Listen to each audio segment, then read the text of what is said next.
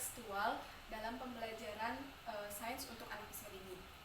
Pengertiannya, pendekatan belajar kontekstual adalah konsep belajar yang mendorong guru untuk memberikan materi yang diajarkan sesuai dengan situasi yang nyata. Ini menurut Mulyadi tahun 2007. Nah, kemudian proses pembelajaran sains permulaan dengan pendekatan belajar kontekstual adalah dengan cara anak membangun pengetahuannya melalui kegiatan yang mengaktifkan anak mulai dari pengamatan atau observasi, membuat dugaan sementara atau hipotesis sederhana, dan mengkomunikasikan sampai pada membuat kesimpulan dan laporan sederhana.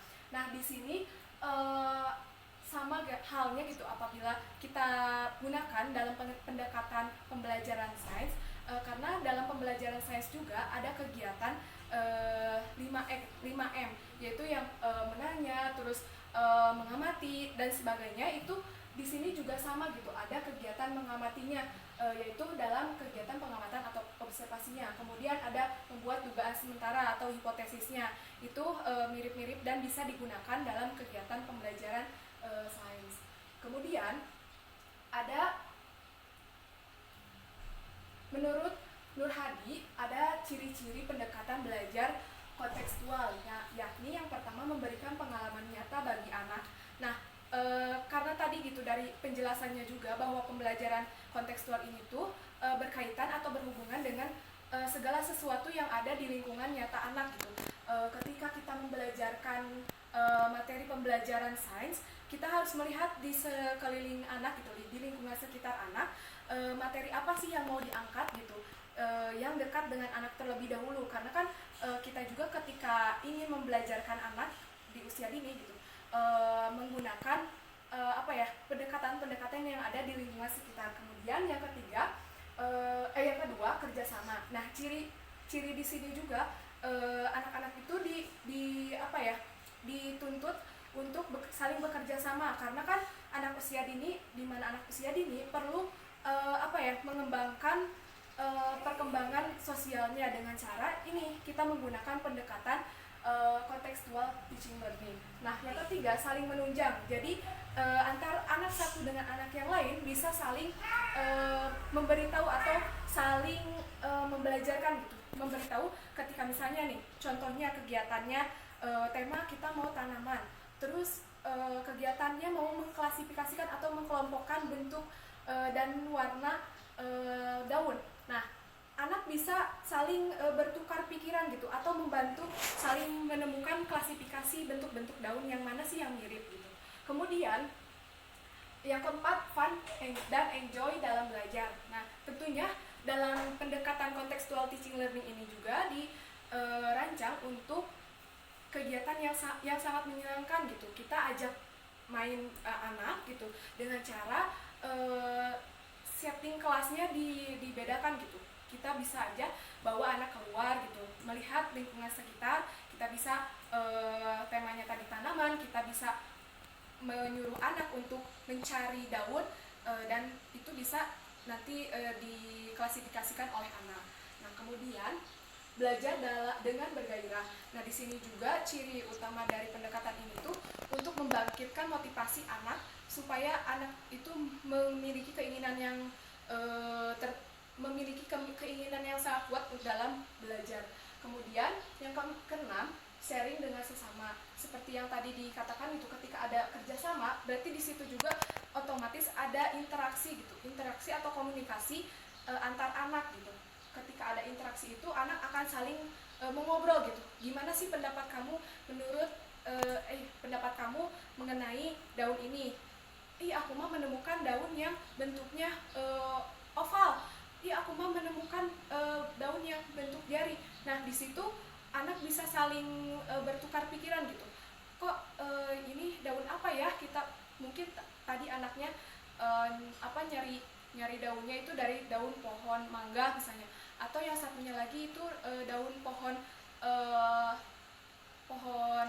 jeruk atau yang lainnya. Nah, kemudian guru harus kreatif. Nah, di sini juga cirinya guru kita sebagai pendidik itu harus tidak harus menggunakan media yang dengan teknologi yang canggih. Kita juga bisa menggunakan media-media yang ada di lingkungan sekitar seperti tadi gitu, bahan-bahan alam seperti kita menggunakan daun-daun bekas gitu, ranting-ranting bekas yang ada di lingkungan sekitar sekolah. Nah, itu digunakan dengan sebaik mungkin. Kemudian karakteristik. Nah, ini menurut Clifford dan Wilson, yang pertama menekankan pada problem solving. Nah, jelas gitu ya, ketika kita mewadahi anak gitu dengan menggunakan pendekatan contextual teaching learning ini, anak dituntut untuk memecahkan masalah. Ketika tadi contohnya di lingkungan sekitar kita gitu, di kehidupan nyata kita kan sering menemukan daun. Nah, daun itu kita lakukan kegiatannya misalnya mengklasifikasikan atau mengkelompokkan daun-daun itu sesuai bentuk dan warna. Nah, anak disuruhkan memecahkan masalah, gimana sih caranya supaya anak bisa mengkelompokkan bentuk sesuai bentuk daun dan warnanya gitu. Nah, kemudian yang kedua, proses belajar mengajar diusahakan terjadi pada multiple konteks. Nah, di sini kita tidak hanya bisa satu konteks atau situasi gitu, situasi atau kehidupan, situasi di kehidupan yang nyata itu hanya satu gitu. Misalnya tadi hanya daun, bisa kita menambahkan dengan ranting. Nah, itu kan ada dua hal gitu, ada dua konteks yang bisa kita gunakan, tidak hanya satu konteks saja gitu. Nah, kemudian yang ketiga, membantu siswa belajar bagaimana memonitor belajarnya sehingga menjadi individu mandiri. Nah, di sini juga pendekatan ini menekankan untuk anak tidak hanya untuk bisa bersosialisasi dengan teman yang lainnya, tapi ketika kita menekankan untuk tadi menekankan problem solving itu, di situ juga akan menumbuhkan kemandirian anak gitu. Bagaimana cara dia bisa memecahkan dengan sendirinya gitu. Pemecahan masalah gimana sih mengkelompokkan si bentuk daun atau warna daun ini sendiri gitu. Kemudian pengajaran bermuara pada berbagai macam konteks kehidupan siswa. Nah, jelas gitu. Ini seperti yang sebelum-sebelumnya, bahwa ciri-ciri dari pembelajaran kontekstual teaching learning itu disesuaikan dengan kehidupan nyata gitu. Apapun yang terjadi di kehidupan sekitar anak-anak gitu. Kemudian yang kelima, mendorong siswa untuk belajar dari sesamanya atau cooperative learning. Di sini karena tadi juga sudah disebutkan bahwa ada kerjasama gitu. Jadi di sini bisa dibuat kelompok-kelompok kecil untuk menciptakan gitu, untuk mendorong anak belajar dengan sesamanya, dengan teman sebayanya, sehingga akan menciptakan interaksi sosial yang baik. Kemudian yang keenam, menerapkan authentic assessment. Authentic assessment di sini, guru memiliki berperan untuk menilai dengan sesungguhnya gitu, dengan keadaan yang nyata gitu, real, tidak subjektif, bisa sesuai dengan yang terjadi gitu di lapangan. Apabila anak perkembangannya sudah tercapai, perkembangan sosialnya misalnya tadi anak mampu nih bekerja sama dengan anak yang lainnya, itu penilaian kita langsung diautentikan gitu, langsung dinilai gitu si keterampilan sosial anaknya itu. Kemudian strategi penerapan pembelajaran ini, yang pertama ada relating. Nah, relating belajar dikaitkan dengan konteks pengalaman kehidupan nyata. Nah, jelas gitu ya, strategi kita sebagai guru, kita lihat dulu nih situasi apa sih yang dibutuhkan oleh anak. Misalnya ketika kita memilih tema tadi, contohnya tema tanaman, kita pilih saja gitu untuk mengenalkan bahwa di tanaman itu ada daun. Daun itu berbeda-beda loh gitu, bukan hanya ada bentuk yang panjang, lonjong, atau yang menjari gitu, ada berbagai macam. Nah, kalau misalnya di lingkungan sekitar sekolah nih kan banyak pohon, kita bisa ajak sambil berjelajah gitu, anak sambil mencari dan mengumpulkan daun-daun gitu, daun yang kering ataupun daun yang masih bisa dipetik gitu, itu nanti dikelompokkan masing-masing. Nah, itu kan bisa konteksnya, konteks pengalaman di kehidupan yang nyata gitu. Anak-anak sering menemukan daun gitu di rumahnya atau di lingkungan luar yang lain gitu. Kemudian eksperiensi, belajar ditekankan kepada penggalian, penemuan, dan penciptaan. Nah, di sini guru harus memiliki cara gitu, bagaimana, atau ini emang ditekankan gitu untuk penggalian, penemuan, dan penciptaan. Nah, apabila kita kaitkan kembali pada contoh yang tadi gitu, ketika penggalian eksplorasi, kita membiarkan anak untuk berkeliling mencari mana sih gitu daun-daun apa saja yang mereka temukan. Mereka bisa saling mengeksplor, saling mencari gitu. Nah, ketika sudah terkumpulkan semua daunnya, itu bisa mereka amati dulu gitu. Mana sih bisa lebih dieksplor lagi, kenapa yang ini bisa bentuknya kayak gini, kenapa yang ini kayak gini gitu. Dan mereka bisa membandingkan gitu, oh ini bentuknya yang lebih condong yang mirip ini gitu, terus warnanya yang lebih dominan sama, misalnya hijau tua, oh kesini berarti dikelompokkannya, kalau yang sudah oranye kesini. Nah itu bisa seperti itu gitu contohnya. Kemudian penemuan, apabila penemuan baru misalnya mereka menemukan daun yang belum pernah mereka lihat, kan ketika mereka mengeksplor lingkungan sekolahnya, ada mungkin contohnya daun yang belum pernah mereka lihat, menjadi lah bentuknya, kok ibu aku misalnya ini baru menemukan bentuk ini, wah berarti ini sebuah penemuan baru.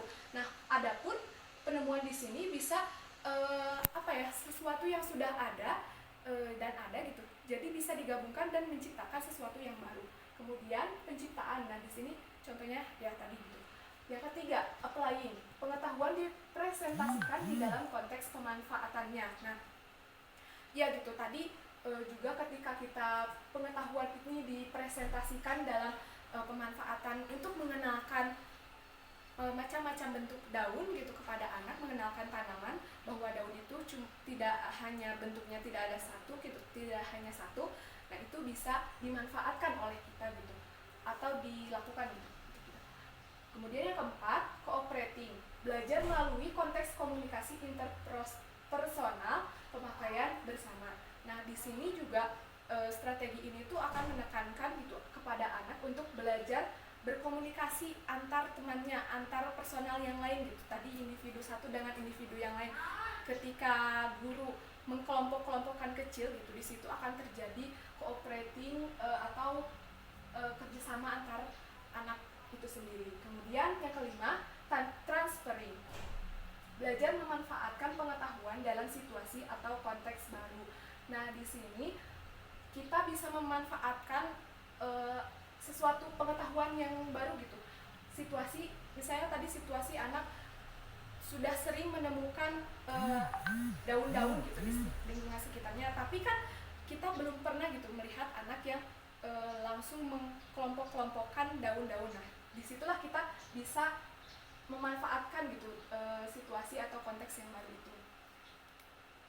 Nah selanjutnya, komponen utama dalam CPL. Nah di sini ada konstruktivisme. Nah di sini konstruktivisme ini tuh membangun pengetahuan anak seperti teori Piaget gitu. Di sini ditekankan anak itu tuh bisa aktif membangun pengetahuannya sendiri. Dengan begitu anak bisa lebih mengeksplor gitu, bisa bahwasanya kan karena anak itu bahwasanya anak itu sebagai pembelajar aktif gitu kalau di dalam teori Piaget.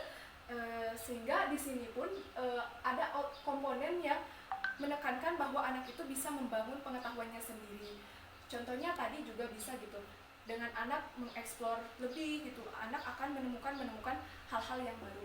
Kemudian yang kedua, menemukan atau inquiry.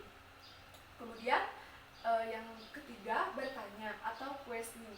Nah di sini bagaimana tidak gitu kegiatan pembelajaran tidak tidak adanya yang bertanya gitu, karena kan di sini anak usia dini juga merupakan individu yang sangat penasaran gitu, rasa ingin tahunya masih sangat tinggi, sehingga ini akan menjadi komponen utama ketika nanti pembelajaran menggunakan pendekatan ini.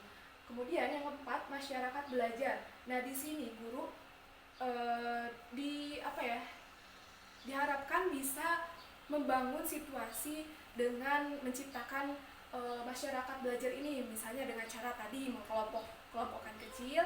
Di situ kan terjadi kegiatan interaksi antar teman sebaya, dan di situ juga guru bisa berkeliling sehingga kegiatan pembelajarannya terasa gitu, dirasakan oleh anak. Yang kelima, pemodelan. Nah di sini pemodelan penting ketika kita memberikan contoh. Ketika akan memberikan instruksi, sebaiknya kita memberikan contoh terlebih dahulu. Misalnya tadi instruksinya mencari macam-macam bentuk daun gitu. Nah kita contohkan dulu, kalian boleh nih misalnya menemukan daun bentuknya seperti ini, boleh kalian silahkan mencari gitu. Nah, nanti ketika sudah mencari, sudah menemukan ini bentuknya hampir mirip, bisa digabungkan, yang ini mirip warnanya, bisa digabungkan seperti itu gitu.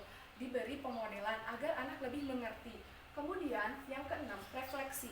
Nah, dalam kegiatan pembelajaran anak usia dini, kita juga sering gitu ketika kegiatan mau pulang gitu, kita kan selalu recall time gitu, melakukan recall time. Kita tanya gitu, refleksi kegiatan apa sih yang sudah kita lakukan hari ini gitu dalam menggunakan pendekatan CPL ini gitu, agar itu menjadi suatu umpan balik gitu bagi anak.